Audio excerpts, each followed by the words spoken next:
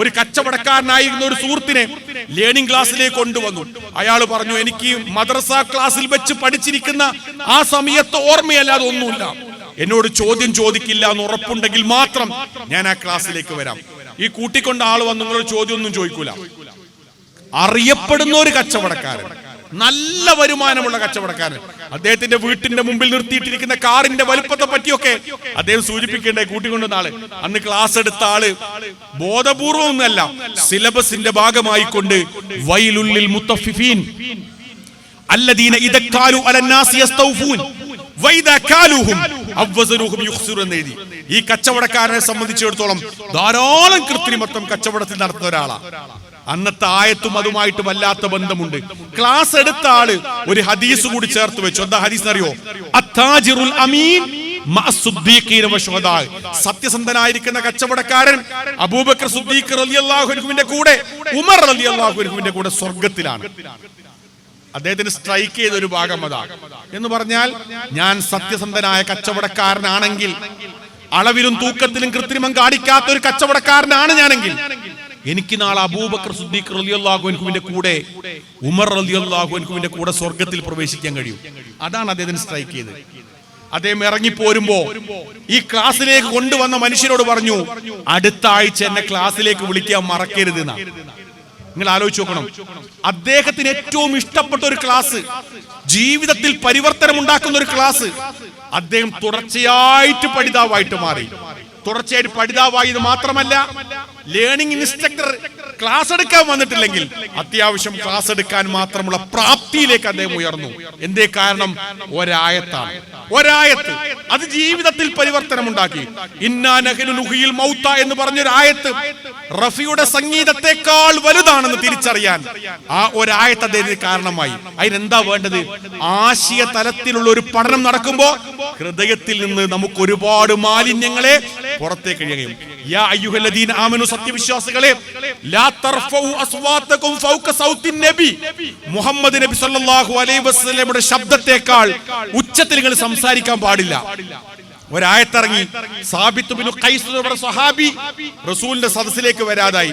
നബി സല്ലല്ലാഹു അലൈഹി വസല്ലം ചോദിച്ചു, എന്തേ വരാതിരിക്കുന്നു ചോദിച്ചപ്പോൾ അദ്ദേഹം പറഞ്ഞു, എന്റെ സംസാരം നിങ്ങളുടെ സംസാരത്തെക്കാൾ ഉച്ചത്തിലാണോ എന്ന് എനിക്കൊരു പേടി. ഒരായത്തിറങ്ങിയപ്പോണ്ടായ പരിവർത്തനമാണ്. ഒരു വല്ലാത്ത മാറ്റമാണല്ലോ ജീവിതത്തിൽ. ഒരായത്ത് ഇത്രമാത്രം പരിവർത്തനം. ഏതോ ഒരു വാഹനത്തിൽ നിന്ന് അൽഹാഖുമുത് തകാസുർ ഹത്താ സുർതുമുൽ മക്കാബിർ എന്ന് കേട്ടപ്പോ, നിങ്ങൾ പരസ്പരം പെരുമ നടിക്കുക എന്നുള്ളത് നിങ്ങളെ അശ്രദ്ധയിലാക്കിയിരിക്കുന്നു എന്നൊരായത്ത് ഒരു മനുഷ്യൻ ഇസ്ലാമിലേക്ക് കടന്നു വരാൻ കാരണമായി. എന്തേ കാരണം? ഖുർആനിന്റെ ഏറ്റവും വലിയ വശ്യസുന്ദരമായിരിക്കുന്ന മനോഹാരിതയാണ് അത് നൽകുന്നത്. ഫ്രഞ്ച് സമുദ്ര ഗവേഷകനായ ക്രൈസ്തവ സുഹൃത്ത് കടലിൽ ഗവേഷണം നടത്തുമ്പോൾ അദ്ദേഹത്തിന്റെ വലത്തെ കയ്യിലെടുത്തു കുടിച്ച വെള്ളം ശുദ്ധമായ ജലവും ഇടത്തെ കയ്യിലെടുത്തു കുടിച്ച വെള്ളം ഉപ്പുജലവും. അദ്ദേഹത്തിന് അത്ഭുതമായി. പല ആൾക്കാരോടും ചോദിച്ചു, ഒരു കൃത്യമായ മറുപടി കിട്ടാതെ വന്നപ്പോൾ അദ്ദേഹത്തിൽ നിന്ന് കിട്ടിയ ഒരു വിശുദ്ധ ഖുർആൻ മനഃപ്പാഠമാക്കിയ ഒരാളിൽ നിന്ന് കിട്ടിയിരിക്കുന്ന ഒരു ആയത്ത് അദ്ദേഹത്തിന്റെ ജീവിതത്തിൽ മാറ്റമുണ്ടാക്കി. വഹുവല്ലദീ മറജൽ ബഹ്റൈൻ ഹാദാ അദ്ബുൻ ഫുറാത്ത് വഹാദാ മിൽഹുൻ ഉജാജ് വജഅല ബൈനഹുമാ ബർസഖൻ വഹിസ്റൻ മഹ്ജൂറാ. രണ്ട് ജലാശയങ്ങളെ സ്വച്ഛമായിട്ട് ഒഴുക്കാൻ വിട്ടവനാകുന്നു ഞാൻ. ഒരു ഭാഗത്ത് ശുദ്ധജലം, ഒരു ഭാഗത്ത് ഉപ്പുജലം. ഇത് പരസ്പരം കൂടിക്കലരാത്ത രൂപത്തിൽ ഒരു മറയെ ഉണ്ടാക്കിയവനാകുന്നു നാം. ഒരു മനുഷ്യന്റെ ജീവിതത്തിൽ മാറ്റം, വലിയൊരു മാറ്റം. വല്ലദീന ഇദാ അൻഫഖു ലം യുസ്രിഫു വലം യഖ്തുറു വകാന ബൈന ദാലിക വമ. വല്ലതും ചെലവഴിക്കുകയാണെങ്കിൽ വാരിക്കോരി ചെലവഴിക്കാതെ, പിശുക്കി വെക്കാതെ, അതിനിടയിൽ സമീപനം സ്വീകരിക്കുന്ന ആളുകൾ എന്ന ആശയം വരുന്ന അമർത്യസൻ എന്ന് പറഞ്ഞിരിക്കുന്ന സാമ്പത്തിക വിദഗ്ധൻ അവതരിപ്പിച്ചിരിക്കുന്ന പ്രബന്ധം ഈ സമൂഹത്തിന്റെ മുമ്പിലേക്ക് കൊണ്ടുവച്ച ഒരു വലിയ ആശയമുണ്ട്. മതത്തിന്റെ ഏറ്റവും വലിയൊരു പോയിന്റാണ്. 989 തോന്നുന്നു ദമാമിൽ വെച്ച് നടന്ന വൈദ്യശാസ്ത്ര സമ്മേളനമുണ്ട്. ആ വൈദ്യശാസ്ത്ര സമ്മേളനത്തിൽ കീത്ത് മൂർ എന്ന് പറഞ്ഞ ലോക പ്രശസ്തനായിരിക്കുന്ന ഒരു ചിന്തകൻ പങ്കെടുത്തിരുന്നു. അദ്ദേഹം പങ്കെടുത്ത ആ സമ്മേളനത്തിൽ വിശുദ്ധ ഖുർആനിലെ ഒരായത്ത് അവിടെ പഠന വിധേയമാക്കി. എന്താ ആയത്തെന്ന് അറിയാമോ? മനുഷ്യന്റെ തൊലിയുമായി ബന്ധപ്പെട്ട ഒരു വിഷയം.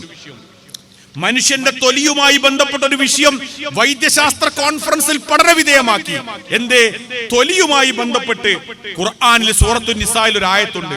കുല്ലമാ നളിജത് ജുലൂദുഹും ബദ്ദൽനാഹും ജുലൂദൻ ഗൈറഹാ നിങ്ങൾക്കവിടെ അള്ളാഹു ശിക്ഷയുടെ കാഠിന്യം വർദ്ധിപ്പിക്കാൻ വേണ്ടി തൊലി മാറ്റി നൽകും. അതൊരു ശാസ്ത്രമാണത്ര. എന്ന് പറഞ്ഞാൽ തൊലിക്ക് മേൽ തീയിട്ടു കഴിഞ്ഞാൽ വീണ്ടും വീണ്ടും ഒരു തവണ തീയേറ്റിരിക്കുന്ന തൊലിയിൽ എത്ര തവണ തീയേറ്റാലും ആ തൊലിക്കൊന്നും സംഭവിക്കയില്ല. അതൊരു പഠനമാണ്. എന്നാൽ ഇവിടെ ഹിറ്റ്ലർ ആയിരക്കണക്കിന് ആളുകളെ കൊലപ്പെടുത്തിയിട്ടുണ്ട്. പക്ഷേ ഹിറ്റ്ലറെ ഒരു തവണ പോലും കൊലപ്പെടുത്താൻ ഭൗതിക കോടതി കഴിഞ്ഞിട്ടില്ല. അദ്ദേഹം ആത്മഹത്യ ചെയ്തതാണ്. അദ്ദേഹത്തിന് ശിക്ഷ കൊടുക്കണമെങ്കിൽ തൊലി മാറ്റി കൊടുക്കണം.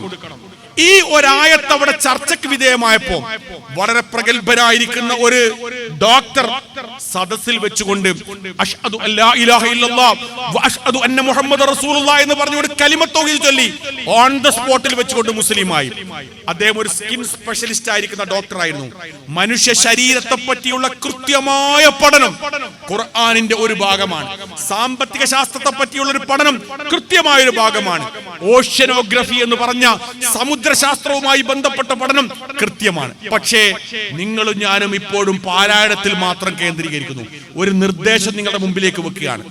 ഈ പരിശുദ്ധ റമദാനിൽ ഈ ഖുർആൻ എന്ന് പറഞ്ഞിരിക്കുന്ന ആഴക്കടലിലേക്ക് ഞാനൊന്ന് ഇറങ്ങി അതിലുള്ള മുത്തും പവിഴവും പരമാവധി ഞാൻ പെറുക്കിയെടുക്കുമെന്നൊരു പ്രതിജ്ഞ എടുത്ത് ഈ ഓഡിറ്റോറിയത്തിന്റെ മുറ്റത്ത് നമുക്ക് പുറത്തേക്ക് പോകാൻ പറ്റുകയാണെങ്കിൽ ഇന്നത്തെ ഈ ഒരു ക്ലാസും എന്റെ യാത്രയും സഫലമായി. ഇത് പ്രധാനപ്പെട്ട ഒരു സംഗതിയാണ്. 960 ബിസ്മില്ലാഹിർ റഹ്മാനിർ റഹീം എന്ന് പറഞ്ഞ് അമാനിമുൽ തഫ്സീർ എഴുതി. 985 അവസാനിപ്പിച്ച് 25 കൊല്ലമെടുത്തു. ഇന്ന് എന്റെ നിങ്ങളുടെ ഫോണിലേക്ക് പ്ലേ സ്റ്റോറിൽ നിന്ന് അമാനി തഫ്സീർ നടിക്കുമ്പോ ആ തഫ്സീർ 5 പൈസ ചെലവില്ലാതെ വരികയാണ്.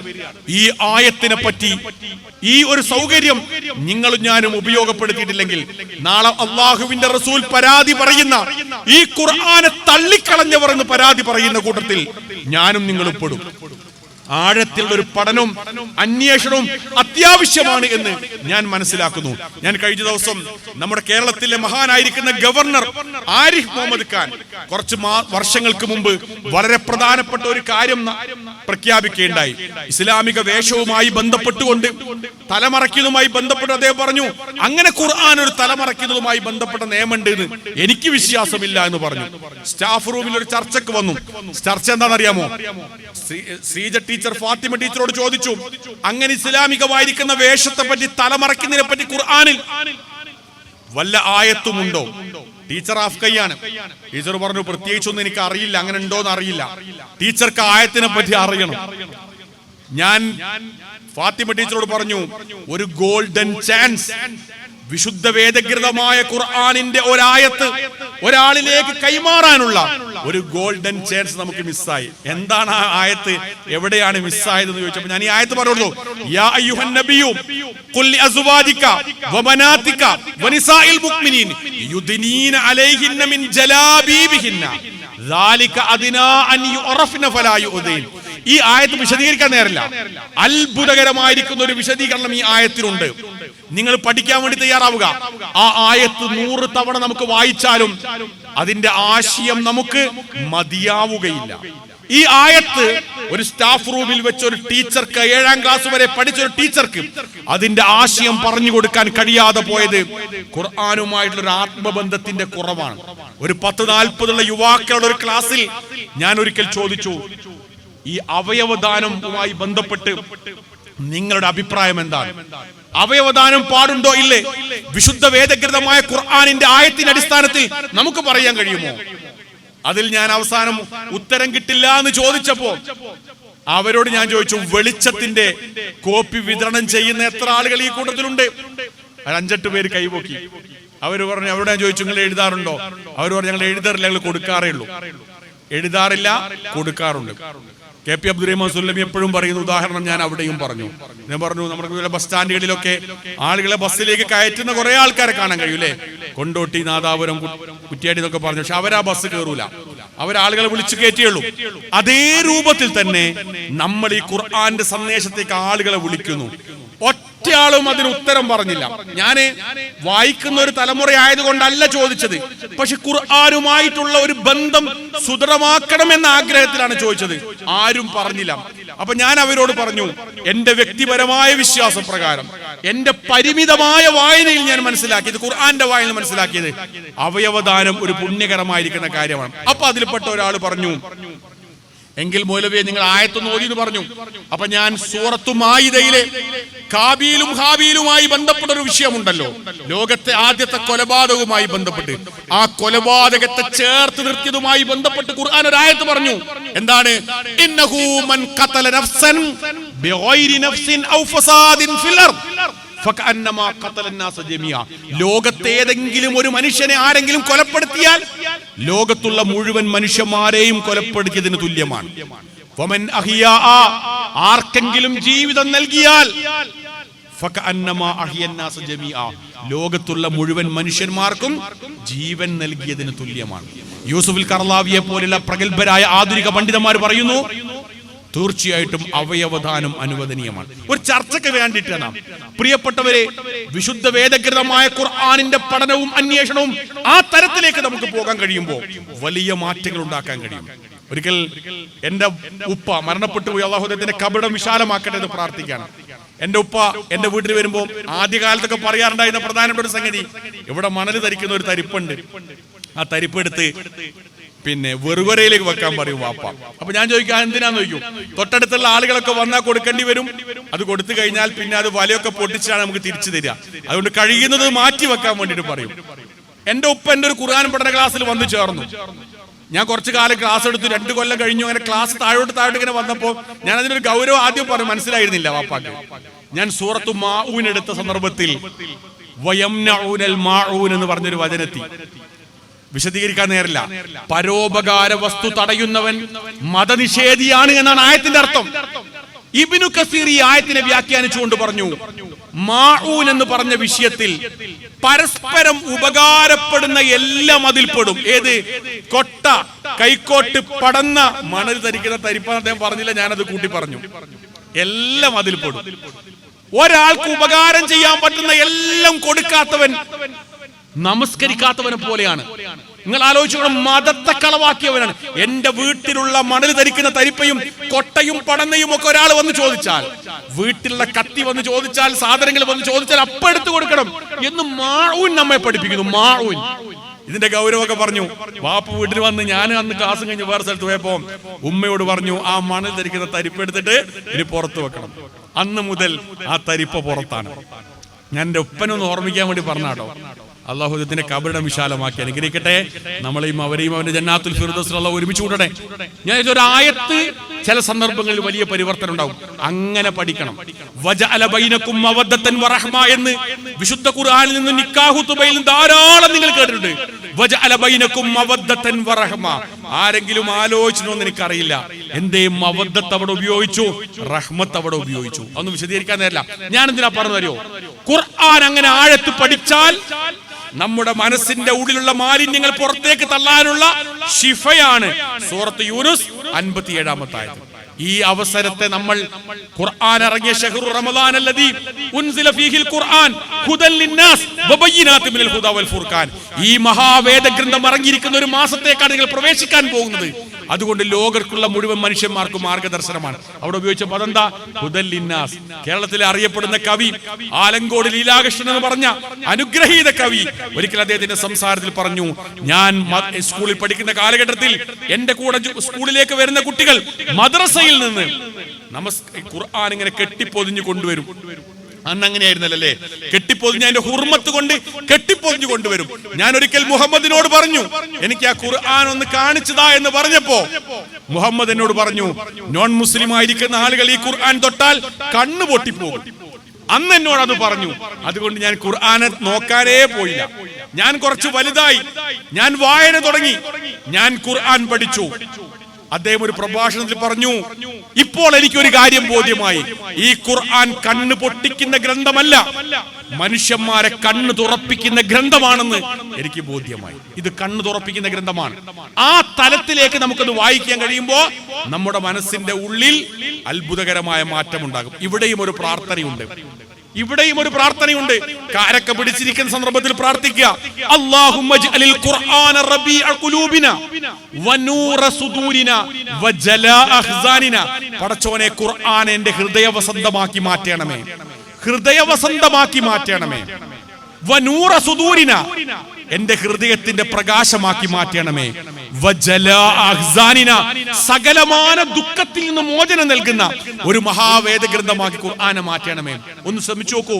ഈ ഖുർആന്റെ പാരായണം ആ തലത്തിലേക്ക് പോകുമ്പോ വിപ്ലവകരമായിരിക്കുന്ന മാറ്റമാണ് നമ്മുടെ ജീവിതത്തിലേക്ക് വരാൻ പോകുന്നത്. അതുകൊണ്ട് നമ്മൾ എന്ത് ചെയ്യുക? വായിക്കുക. ഒരു കുടുംബ ഖുർആൻ, ഒരു കുടുംബ ഖുർആനാക്കി മാറ്റുക. എന്തിനാ? വീട്ടിൽ ഖുർആൻ അർത്ഥവും ആശയവും കൈകാര്യം ചെയ്യുമ്പോ മക്കളെയും കുടുംബത്തെ കൂടി ചേർത്ത് നിർത്തുക. ഒരായത്ത് പാരായണം ചെയ്തിട്ട് ജസ്റ്റ് ഒരു അർത്ഥം പറയാ. നമ്മുടെ കുടുംബം സ്വർഗ കവാടം എന്ന് പറഞ്ഞ ക്യാമ്പയിൻ ഉദ്ഘാടനത്തിന് ശേഷം ഒരു കുടുംബത്തിൽ നടക്കുന്ന ഒരു കാര്യത്തെ പറ്റി ഒരു സുഹൃത്തിനോട് പങ്കുവെച്ചു. സുബൈ നമസ്കാരം നിർവഹിച്ച് വാപ്പയും മോനോട് വന്നു കഴിഞ്ഞാൽ ഇണയെയും ഉമ്മയെയും ആ ചെയറിൽ ഇങ്ങനെ ടേബിളിന് ചുറ്റും ഇരുത്തിയിട്ട് ഈ സുഹൃത്ത് ഖുർആനിൽ ഒരു ആയത്ത് പറയും. എല്ലാവരും പരസ്പരം ഒന്ന് കേൾക്കും. അത്ഭുതകരമായ മാറ്റം. CP ഉമർ സുല്ലമി ചില ആയത്തുകൾ ഖുർആൻ ഓതുമ്പോഴാണ് ഞാൻ പോലും അത്ഭുതപ്പെടുക. ഇത് ഞാൻ ഓതിപ്പോവാത്ത ആയത്താണല്ലോ, ഓതിപ്പോവാത്ത ആയത്താണല്ലോ പലപ്പോഴും തോന്നാറുണ്ട്. ഓരോ ആയത്തുകളും വായിക്കുമ്പോൾ നമ്മുടെ ജീവിതത്തിൽ വലിയ പരിവർത്തനം ഉണ്ടാകും. പക്ഷെ എന്തു വേണം? ഒന്ന് ആഴത്തിൽ അന്വേഷിക്കാനുള്ള ഒരു മനസ്സ് വേണം. ഈ പരിശുദ്ധ റമദാൻ അതിനുവേണ്ടി ആത്മാർത്ഥമായിട്ട് ഉപയോഗപ്പെടുത്താൻ നിങ്ങൾ ശ്രദ്ധിക്കണം എന്നാണ് എനിക്ക് സൂചിപ്പിക്കുവാൻ. ആ പോയിന്റിന് അവസാനിപ്പിക്കാം. ഒരു പോയിന്റ് ഒരല്പവും മറ്റേ പോയിന്റ് ചെറിയ രൂപത്തിലും പറഞ്ഞ് അവസാനിപ്പിക്കാം. മൂന്നാമത്തത്, മനുഷ്യന്റെ മനസ്സിൽ ഏറ്റവും വലിയ സമാധാനം നൽകുന്ന ഒരു ഇബാദത്ത് ഏറ്റവും ശാന്തമായി നിർവഹിക്കാൻ കഴിയുന്ന എന്ന് പറഞ്ഞാൽ ഗൗരവമായി നമുക്ക് നിർവഹിക്കാൻ കഴിയുന്ന ഒരു ഇബാദത്ത് കൂടി നമ്മുടെ മുമ്പിലുണ്ട്. നമസ്കാരമാണ്. അതിലെനിക്ക് ഉപദേശം നൽകാനുള്ളത്, നമ്മുടെ പള്ളിയിലേക്കുള്ള യാത്ര ചവിട്ടടികൾ വർദ്ധിപ്പിക്കാൻ അതെല്ലാ കാലത്തും. ഞാൻ റമദാൻ എന്ന് പ്രത്യേകം പറയുന്നു. നബി സല്ലല്ലാഹു അലൈഹി വസല്ലം പറഞ്ഞ ഒരു ഹദീസ് പ്രകാരം, മൻ തഖറബ ഫീഹി ബിഖസ്ലത്തിൻ മിനൽ ഖൈർ, ഒരു നന്മ റമദാൻ മാസത്തിൽ ഒരാൾ ചെയ്താൽ, ഒരു പുണ്യം സുന്നത്ത് ചെയ്താൽ, കമൻ അദ്ദാ ഫരീളതൻ ഫീമാ സിവാഹു, റമദാൻ അല്ലാത്ത കാലത്ത് ഒരു ഫർദ് നമസ്കാരം നിർവഹിച്ചവനെ പോലാണ്. വമൻ അദ്ദാ ഫരീളതൻ ഫീഹി, ഈ പരിശുദ്ധ റമദാനിൽ ആരെങ്കിലും ഒരു ഫർദ് കർമ്മം ചെയ്താൽ, കാന കമൻ അദ്ദാ 70 ഫരീള, 70 ഫർദ് നമസ്കാരം നിർവഹിച്ച കൂലിയാണ്. അതുകൊണ്ടാണ് നമ്മൾ സാധാരണ എന്താ പറയാ, പരിശുദ്ധ റമദാൻ പുണ്യങ്ങൾക്ക് ഇരട്ടി പ്രതിഫലം നൽകുന്നതാണ്. ഈ പരിശുദ്ധ റമദാനിൽ നമ്മുടെ പള്ളിയിലേക്കുള്ള കാൽപാദങ്ങൾ വർദ്ധിപ്പിക്കാൻ നമുക്ക് നബി സല്ലല്ലാഹു അലൈഹി വസല്ലം പറഞ്ഞു, ഒരാൾ വീട്ടിൽ നിന്ന് ഓതെടുത്തു, മൻ തതഖറ മിൻ ബൈതി, വീട്ടിൽ നിന്ന് ഓതെടുത്തു, സുമ്മ മശാ ഇലാ ബൈതി മിൻ ബുയൂത്തില്ല, അല്ലാഹുവിന്റെ ഭവനത്തെ ലക്ഷ്യമാക്കി അയാൾ നടങ്ങി. അയാൾ വലത്തെ കാൽ എടുത്തു വെക്കുമ്പോ യഹുത്തു ഖതീഅതുഹു, അവന്റെ പാപങ്ങൾ മാഞ്ഞു വീഴും. അയാൾ ഇടത്തെ കാലെടുത്ത് വെക്കുമ്പോൾ അറിയാത്ത രൂപത്തിൽ അയാൾക്ക് പദവികൾ വർദ്ധിക്കും. വീട്ടിൽ നിന്നാണ് സുന്നത്ത് നിസ്കാരം നിർവഹിക്കേണ്ടത്. നമുക്ക് തുടങ്ങാം. നബി പറഞ്ഞു, ഒളു വീട്ടിൽ നിന്ന് എടുക്കണം, സുന്നത്ത് നമസ്കാരങ്ങൾ വീട്ടിൽ വെച്ച് നിർവഹിക്കണം. ഒരു ശീലമായി മാറ്റേ. ഏറ്റവും ചുരുക്കം തഹജ്ജുദും സുബൈ നമസ്കാരവും, തഹജ്ജുദും സുബൈക്കുമുള്ള സുന്നത്ത് നിസ്കാരവും വീട്ടിൽ നിന്നാവട്ടെ. എന്താ ആ നമസ്കാരം നമ്മൾ അവിടുന്ന് ഒതെടുത്ത് നിർവഹിച്ച് പ്രാർത്ഥിച്ച് പള്ളിയിലേക്ക് കാലെടുത്തു വെക്കുമ്പോ നമ്മുടെ ജീവിതത്തിൽ വികാരത്തിനും വിചാരത്തിനും അടിവപ്പെട്ട് ചെയ്തു പോയ പാപങ്ങൾ ഘട്ടം ഘട്ടമായിട്ട് മാഞ്ഞു. അത് റമദാനിൽ കൂടിയാണെങ്കിലോ കുറച്ചുകൂടി വർധനവും, 27 ഇരട്ടി കൂലി നമുക്ക് വേറെ. ഞാനൊരിക്കൽ എടത്തനാട്ടുകാർ ഒരു പ്രോഗ്രാമിന് പോയി, രാത്രി ഒരു വീട്ടിൽ കിടന്നു. സുബൈക്ക് പള്ളിയിലേക്ക് പോകുമ്പോ ആ വീട്ടിലെ സ്ത്രീകൾ ഒന്നായിട്ട് ഇറങ്ങി വരുന്നു. അപ്പൊ ഞാൻ ചോദിച്ചു, എങ്ങോട്ടാണ്? ഈ ജമായത്തിലാണ്. തൊട്ടടുത്ത പള്ളി ഉണ്ടെങ്കിൽ ജമായത്ത്. അവര് ഒരു 3-4 സഫ് ഉണ്ട് അത്ര അവിടെ. അവര് പറയുന്നത് വെച്ചാൽ വീട്ടിൽ നിസ്കരിച്ച് കിട്ടുന്നതിനേക്കാൾ കുറച്ചുകൂടി ഭക്തിസാന്ദ്രമായ രൂപത്തിൽ ആ പള്ളിയിലേക്ക് ജമായത്തിന് പോയി നിർവഹിക്കുമ്പോൾ കിട്ടുന്നു. അപ്പൊ നമുക്ക് പോകാൻ പറ്റുന്ന ഒരു സാഹചര്യം ഉണ്ടെങ്കിൽ നമ്മുടെ ജമാഅത്ത് നമസ്കാരത്തിന് പള്ളിയിലേക്ക് പോവുക. ഇനി വീട്ടിൽ വെച്ചാ നമസ്കരിക്കുന്നെങ്കിൽ മക്കളോട് പറയാ, വെയിറ്റ് ചെയ്യാൻ വേണ്ടി പറയാ. എന്നിട്ട് എന്ത് ചെയ്യാ, എന്റെ പിന്നിൽ എന്റെ മകൾ, അങ്ങനെ ഒരു കൂട്ടുകുടുംബ നമസ്കാര വ്യവസ്ഥ. ഞാൻ എന്റെ സംസാരത്തിൽ പറയാൻ ഒരു വീട്ടിലെ ഉദാഹരണം, ആ വീട്ടിന്റെ ഡൈനിങ് ഹാളിൽ അവിടുത്തെ നിസ്കാരത്തിന്റെ ജമാഅത്തിന്റെ ടൈം എഴുതി വെച്ചിട്ടുണ്ട്. അതൊരു വലിയ കാര്യമല്ലേ? നമുക്ക് അങ്ങനെ നിർവഹിക്കാനൊന്നും എല്ലാ സമയവും പറ്റിയിട്ടില്ലെങ്കിലും നമസ്കരിക്കാൻ പറ്റുന്ന സാഹചര്യത്തിൽ മകളെ പിന്നിൽ നിർത്തുക, മക്കളെ പിന്നിൽ നിർത്തുക. കാരണം എന്താ, സലാത്തുൽ ജമാഅ അഫ്ളലു മിൻ സലാത്തിൽ ഫർദി ബി 27 ദറജ. ഒറ്റക്ക് നമസ്കരിക്കുന്നതിനേക്കാൾ 27 ഇരട്ടി പ്രതിഫലം കിട്ടുന്ന നമസ്കാരമാണ് ജമാഅത്ത് നമസ്കാരം. അത് നിർവഹിക്കാനുള്ള ഒരവസരമായിക്കൊണ്ട് നമ്മൾ ഈ പരിശുദ്ധ റമദാനെ നമുക്ക് മാറ്റാൻ വേണ്ടി കഴിയണം. മറന്നു പോവരുത് എന്ന് സൂചിപ്പിക്കുകയാണ്. ഇനി ഒരു പോയിന്റ് കൂടി പറയാനുള്ളൂ. ആ ഒരു പോയിന്റ് എന്താണെന്ന് വെച്ചാൽ, നോമ്പിനെ പറ്റി പറഞ്ഞ കൂട്ടത്തിൽ നോമ്പ് ഇങ്ങനെ പറഞ്ഞു വരികയാണ്. ആയത്തിനൊക്കെ പരിചയം സൂറത്തുൽ ബഖറ. യാ അയ്യുഹല്ലദീന ആമനൂ കുതിബ അലൈക്കുമുസ് സിയാം കമാ കുതിബ അലല്ലദീന മിൻ ഖബ്ലിക്കും ലഅല്ലക്കും തത്തഖൂൻ അയ്യാമൻ മഅദൂദാത് ഫമൻ കാന മിൻകും മരീദൻ ഔ അലാ സഫരിൻ ഫഇദ്ദതു മിൻ അയ്യാമിൻ ഉഖറ എന്നൊക്കെ പറഞ്ഞ് ശഹ്റു റമളാനല്ലദീ ഉൻസില ഫീഹിൽ ഖുർആൻ എന്നൊക്കെ പറഞ്ഞ് വീണ്ടും ഒരു നോമ്പിനെ പറയുന്നതിന്റെ ഇടക്ക് ഒരായത്ത് ഫിറ്റ് ചെയ്തു. ഏതായത്ത് അറിയാമോ? വഇദാ സഅലക ഇബാദി അന്നി ഫഇന്നി ഖരീബ് ഉജീബു ദഅവത്തദ് ദാഇ ഇദാ ദഅൻ ഫൽയസ്തജീബൂ ലി വൽയുക്മിനൂ ബി ലഅല്ലഹും യർഷുദൂൻ. എന്താ ഇതിന്റെ അർത്ഥം? എന്റെ അടിമകളെ, നിങ്ങൾ എന്നോട് ചോദിക്കുവിൻ, പ്രാർത്ഥിക്കുവിൻ, ഞാൻ നിങ്ങൾക്ക് ഉത്തരം നൽകാം. ഞങ്ങൾ അടുത്തുണ്ട്. പണ്ഡിതന്മാർ പറയുന്നത് അറിയോ? നോമ്പും പ്രാർത്ഥനയും തമ്മിൽ വല്ലാത്ത ആത്മബന്ധമുണ്ട്. നോമ്പും പ്രാർത്ഥനയും തമ്മിൽ വല്ലാത്ത ആത്മബന്ധമുണ്ട്. നോമ്പ് തുറക്കാനിരിക്കുമ്പോ കുട്ടികളെ കൂടിയിരുത്തുക, ഫാമിലി മൊത്തം ഇരിക്കുക. ഫാമിലി മൊത്തം ഇരുന്നിട്ട് ഞാൻ ഈ പറയുന്ന പ്രാർത്ഥനകൾ, മീൻസ് നേരത്തെ പറഞ്ഞ പ്രാർത്ഥന ഉൾപ്പെടെ 2 പ്രാർത്ഥനകൾ പറയാം. ഈ പ്രാർത്ഥനകൾ ഒന്നാവർത്തിച്ച് മക്കൾക്ക് ചൊല്ലിക്കൊടുക്കുക. ഞാൻ പറയും, വലിയ മാറ്റം ഉണ്ടാകും. കാരണം അറിയോ, ഒരു 30 പ്രാർത്ഥനയാണ് ഞങ്ങൾക്ക് അസൈൻമെന്റ് തന്നത്. ഒരു 10 പ്രാർത്ഥിച്ചാലോ വലിയ കാര്യമാണ്. പ്രാർത്ഥനക്ക് ഭയങ്കര ഉത്തരമുണ്ട്. നമ്മൾ ഇത് മരണപ്പെട്ടു പോയിരിക്കുന്ന ആളുകൾക്ക് നമുക്ക് കൊടുക്കാനുള്ള ഏറ്റവും വലിയ സമ്മാനം എന്താ? നബി പറഞ്ഞു, ഈ ദുനിയാവിൽ അവർക്ക് നമുക്ക് കൊടുക്കാനുള്ള പ്രധാനപ്പെട്ട സമ്മാനം അവർക്ക് വേണ്ടി പ്രാർത്ഥിക്കുക എന്നുള്ള. അവിടെ റസൂൽ പറഞ്ഞു, അദ്ദുആഉ സിലാഹുൽ മുഅ്മിൻ, പ്രാർത്ഥന വിശ്വാസിയുടെ ആയുധമാണ്. സൂറത്തുൽ ഫുർഖാനിലെ അവസാനത്തെ വചനം എന്താ? അവസാനത്തെ വചനം, കുൽ നബിയെ താങ്കൾ പറഞ്ഞു കൊടുക്കുക, മാ യഉബൗ ബിക്കും റബ്ബി ലൗലാ ദുആഉക്കും, നിങ്ങളെ പ്രാർത്ഥന അല്ലെങ്കിൽ നിങ്ങളെ മൈൻഡ് ചെയ്യൂല. ഒരു ലൈഫായ ഹദീസ് കണ്ടു. ഹദീസിനെ പറ്റി പണ്ഡിതന്മാർ പറഞ്ഞ ലൈഫാണ്. ചെരുപ്പിന്റെ വാറ് പൊട്ടിപ്പോയാൽ ആ വാറ് നന്നാക്കി കിട്ടാൻ വേണ്ടി പ്രാർത്ഥിക്കണം. ഹദീസിന്റെ പരമ്പര ദുർബലമാണ്. അതിന്റെ അർത്ഥം എന്താ? നിസ്സാരമായ കാര്യമടക്കം പറയണം. ഒരു ജമാഅത്ത്, നോമ്പുകാരന്റെ ജമാഅത്ത് എന്താ? വലിയ കാര്യ. ഓ സലാം വീട്ടി ഓടരുത്. ഓന് 10 മിനിറ്റ് കിട്ടുമെങ്കിൽ കരഞ്ഞ കണ്ണോടുകൂടി റബ്ബിനോട് ആത്മാർത്ഥമായി പ്രാർത്ഥിക്കുക. റബ്ബേ, മരണപ്പെട്ടു പോയ എന്റെ ഉപ്പാക്കുമ്മാന്റെ ഖബർ വിശാലമായി കൊടുക്കണമേ. റബ്ബേ, എനിക്ക് ആരോഗ്യം തരണമേ. ഞാനൊരു പ്രാർത്ഥന പറയാം. നബി സല്ലല്ലാഹു അലൈഹി വസല്ലം ഏറ്റവും കൂടുതൽ ഗൗരവമായി ചോദിക്കാൻ പറഞ്ഞ ഒരു പ്രാർത്ഥനയുണ്ട്. ഇവിടെ വന്നിരിക്കുന്ന ആളുകൾ എന്തുകൊണ്ടാ വന്ന്? ഞാൻ നന്മണ്ടേന്ന് വണ്ടി ഓടിച്ച് കോഴിക്കോട്ട് വണ്ടി വെച്ച് വന്നു. സംഘടനാപരമായി നിരവധി പരിപാടികൾക്ക് പോകുന്നു. എന്തേ കാരണം? എനിക്ക് റബ്ബ് ആരോഗ്യം തന്നു. നബി പറഞ്ഞു, നിങ്ങൾ അള്ളാഹിനോട് ചോദിക്കുമ്പോ ആരോഗ്യത്തിന് വേണ്ടി ചോദിക്കണം. ആരോഗ്യത്തിന് വേണ്ടി, അനുഗ്രഹം നീങ്ങിപ്പോവാതിരിക്കാൻ വേണ്ടി ചോദിക്കണം. ഒരു പ്രാർത്ഥന പറയാം. ഈ പ്രാർത്ഥന നിങ്ങൾക്ക് നോമ്പ് തുറക്കുന്ന സന്ദർഭത്തിൽ പഠിക്കാനുള്ള പ്രാർത്ഥനയാണ്. അല്ലാഹുമ്മ ഇന്നി അഊദു ബിക മിൻ സവാലി നിഅമതിക വതഹവ്വുലി ആഫിയതിക വഫുജാഅതി നിഖ്മതിക വജമീഇ സഖ്തിക. ഈ പ്രാർത്ഥന പ്രത്യേകത അറിയോ?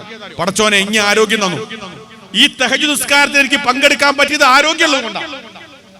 ഈ നോമ്പിന്റെ തറാവീഹ് നിസ്കാരത്തിൽ എനിക്ക് പങ്കെടുക്കാൻ പറ്റുന്ന ആരോഗ്യം ഉണ്ടായതുകൊണ്ടാണ്. പടച്ചോനെ, അല്ലാഹുമ്മ ഇന്നി അഊദു ബിക, അല്ലാഹുവേ, ഞാൻ നിന്നോട് ശരണം തേടുന്നു, മിൻ സവാലി നിഅമതിക, നീ തന്നിരിക്കുന്ന ആരോഗ്യം, അനുഗ്രഹങ്ങൾ ഇല്ലാതായി പോകുന്നതിൽ ഞാൻ നിന്നോട് ശരണം തേടുന്നു. വതഹവ്വുലി ആഫിയതിക, പടച്ചോനെ, ഇപ്പൊ ആരോഗ്യമുണ്ട്. ഈ ആരോഗ്യം നീങ്ങിപ്പോകുന്നതിൽ നിന്ന് ഞാൻ നിന്നോട് ശരണം തേടുന്നു. വഫുജാഅതി നിഖ്മതിക, പെട്ടെന്ന് ശിക്ഷ തന്ന് പരീക്ഷിക്കരുതേ. ഇപ്പൊ വണ്ടി എടുത്ത് ഓടിപ്പോകുമ്പോ ഒരു പരിക്ക് പറ്റിക്കരുതേ. മാരകമായ രോഗമാണ് എന്നതിന്റെ റിസൾട്ടിലേക്ക് വരരുതേ. ഒരു പരീക്ഷണം തരരുതേ. റബ്ബിനോട് പ്രാർത്ഥിക്കാം. വജമീഇ സഖ്തിക, എല്ലാവിധ കോപത്തിൽ ഞാൻ നിന്നോട് ശരണം തേടുന്നു. ജമീഇ സഖ്തിക, അല്ലാഹുമ്മ ഇന്നി അഊദു ബിക മിൻ സവാലി നിഅമതിക വതഹവ്വുലി ആഫിയതിക വഫുജാഅതി നിഖ്മതിക വജമീഇ സഖ്തിക. പ്രാർത്ഥനകൾ ധാരാളമായി വർദ്ധിപ്പിക്കേണ്ട ഒരു പുണ്യകരമായിരിക്കുന്ന മാസം കൂടിയാണ് നമ്മുടെ മുമ്പിലേക്ക് കടന്നു വരുന്നത്. അല്ലാഹുമ്മ ഇന്നി അഊദു ബിക മിൻ ഇൽമിൻ ലാ യൻഫ വനഫ്സിൻ ലാ തശ്ബ വഖൽബിൻ ലാ യഖ്ശ വദഅവത്തിൻ ലാ യുസ്തജാബ്. പടച്ചോനെ, ഉപകാരപ്രദമല്ലാത്ത വിജ്ഞാനത്തിൽ നിന്ന്, തീരെ പേടി തോന്നാത്ത മനസ്സിൽ നിന്ന്, എത്ര പരലോകത്തിന് പേടി തോന്നാത്ത മനസ്സിൽ നിന്ന്, മതി വരാത്ത മനസ്സ്, കിട്ടിയിട്ടും മതി വരാത്ത മനസ്സിൽ നിന്ന് ഞാൻ നിന്നോട് ശരണം തേടുന്നു. ഇപ്പൊ സുഹൃത്ത് കുട്ടികൾ എന്നോട് വന്ന് പറയലുണ്ട്, ഈ കോളേജ് പഠിക്കുന്ന കുട്ടികളൊക്കെ ക്ലാസ് കഴിഞ്ഞാൽ പറയും, മൗലവി ടെൻഷൻ പോകാനുള്ള എന്തോ പ്രാർത്ഥന ഉണ്ടോ? മൊത്തത്തിൽ നമുക്ക് എല്ലാവർക്കും ടെൻഷൻ അല്ലേ, വല്ലാത്ത വിഷമല്ലേ? ഞാൻ അവർക്കൊരു ചെറിയ പ്രാർത്ഥന പറഞ്ഞു കൊടുത്തു.